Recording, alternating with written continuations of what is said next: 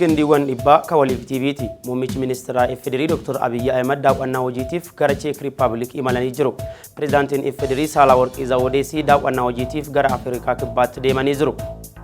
Koongiresiin Ameerikaa immoo dhimma Itoophiyaa irratti dubbachuuf kamisa dhufuutti beellama qabatee jira. Walga'iin kun mata duree Itoophiyaatti yaaddoo yookiin ammoo abdii jedhu haala imaammataa Ameerikaa irratti kan dubbatamu ta'a jedhamee jira. Waldeennaa tanarratti ergamaan addaa Ameerikaa Maayik Hamer dabalatee hooggantuun USAID kadamee Afrikaa Taayiler Beekmaal ni argamu jedhameetu eegama. Imbaasiin Ameerikaa Finfinnee keessa quba torbaan dabarte keessa afaan Oromoo gargaaramuun akkasumallee ammoo maqaa Finfinnee jedhu Oromoon jalqaba yaametti amanuun yaamuu isaatti waldaaleen Amaaraa ka Ameerikaa keessa qubatan mormuun isaanii ni yaadatama. Haa ta'uutii garuu dhaabbileen Oromoo ka Ameerikaa keessa qubatan ammoo gocha walqixxummaa imbaasiin Ameerikaa Finfinnee keessatti adeemsaa jiru kan akka deeggaran ibsanii jiru. Biyya dhiyaa Afrikaa Seraaliyoonitti ammoo magaalaa guddittii biyyattii Freetown keessa namni tokkochi akka munyuu mootummaan biyyattii gura dabarsee jira. Kun kan ta'e ammoo sababa hidhattoonni manneen hidhaa seenanii hidhamtoota 200 gallakkisaniif jedhamee jira.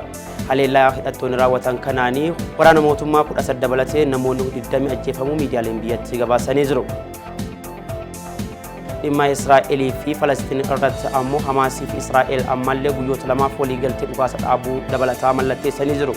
Qatar dhimma kana jaarsummaa qabattee jirtu gareen lamaanuu guyyoota lamaa fi dhukaasa dhaabuu irratti ammas walii galanii jiru jettee jirti.